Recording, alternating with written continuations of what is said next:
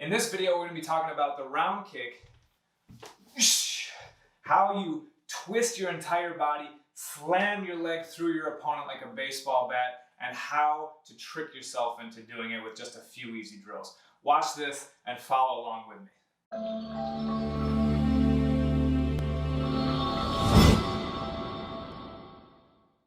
Okay, now for this series of drills here, we're going to need a chair for the first part because that's going to help you balance. Now, what we're doing with the round kick is working on turning the body before, oops, sorry, that's not how you're going to use your chair, before you throw your leg into your opponent. So the really tricky part about the round kick is that you're not just throwing your leg like this. Your entire body has to turn and then your leg is coming behind it like a whip, like that. Now, the more you can turn your body ahead of time, the more open your body is, the more that body weight is gonna get connected into the leg, like that.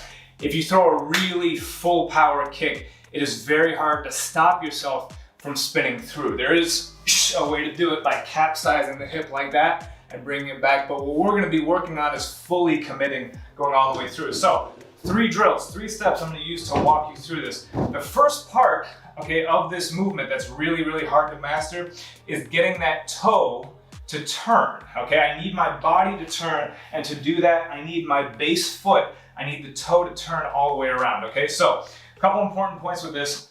You're gonna get up on the ball of your foot, okay?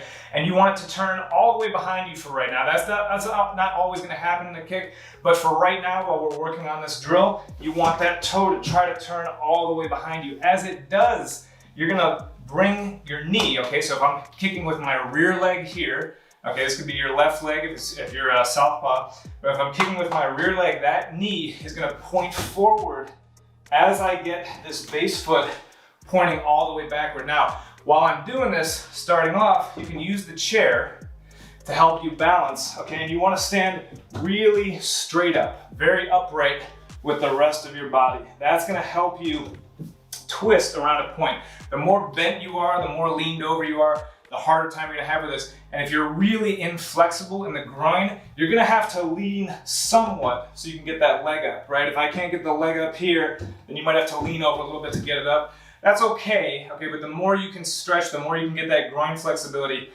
so the legs can open wide and get all the way up there for the kick, the easier time you're gonna have with this. So even if your knee's just coming around at like hip level, okay, that's fine. Bend the knee, point the knee out forward, and then get up on this toe and point the toe behind you. You wanna be all the way 180 degrees from your knee to your toe. You're gonna use the chair, again, to balance you. And if I'm throwing my right knee, I'm gonna use my left hand on the chair, or do vice versa, but my knee's gonna come around and my toe's gonna turn. And that's all I want you to do. Get this motion down. It's a really good workout on its own, okay? And make sure, as you can probably see, this leg is straight. This leg is locked out, straight up and down. Right there, get used to the breathing and open up your hip. If you're up here, this is what I want you to check. If you're up here and your hip is bent, okay, if there's an angle in your hip, grab your foot, pull your knee open, like this. Get up on your toe. This is what you should feel, that your hip is wide open right here. That's the real trick, okay, that we're trying to achieve, is that you're leading with the hip. Your rear hip is coming around in front, okay, not your knee, not bent at the hip like this. Get that down until you can reliably come all the way up with your hip flat, not with it bent. If every time you're coming around here with your knee first, then you need to maybe pull your foot back even earlier and come around. Once you have that down, put the chair to the side, and now start doing this without the chair, just standing straight up, working on your balance right in the middle of your own space here. Watch this leg, it's gonna straighten up and it's gonna turn on that toe. Now if you're on really like hard, sticky ground, you can kind of hop that toe all the way around and do it even a little bit faster. That can be easier sometimes, okay, but you still wanna stay straight up, you still wanna stay balanced, and you'll notice my hands, even as I'm throwing my rear kick, my front hand is gonna stay by my head.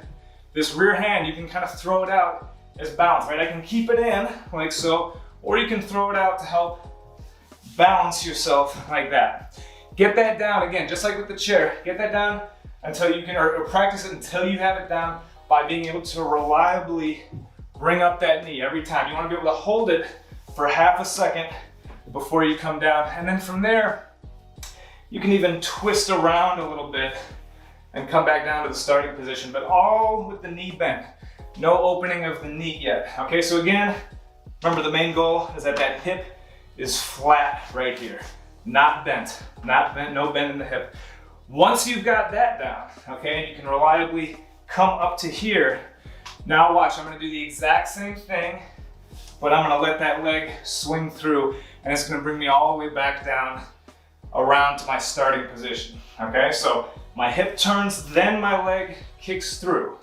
Now, all I'm doing, the only difference here, is that now once I've gotten here, I'm bringing this hip across, I'm bringing this leg across, and I'm opening my knee so that my leg swings through like a whip, right? It's just like when you move if you're swinging a baseball bat, you twist the body first and then the wrists crack, right? The wrist crack and then the baseball bat swings really, really fast. It's the same thing here. I turn my waist and then the leg cracks through at the very end, like that. Okay, now if you're getting real dizzy, you can take your time between these reps, move around a little bit, shake your head out, okay? But it's a really good way to practice the full commitment and full power of a round kick. Like I said, you can learn to throw round kicks where you're turning your hip and committing your hip and capsizing your hip, okay? But if you want to really commit your power into it to fully shadow box a round kick, you're gonna turn that hip and then kick so fast and hard through that you're not really gonna be able to stop your leg. It's gonna carry you all the way through and all the way around. Like so. Like that. Okay? Give that a try and make sure, again, you always want to be very upright, okay? It can be very dangerous, especially if you're on a slick floor, if you're leaning back and trying to do this, because you can fall, your foot can slide out from under you.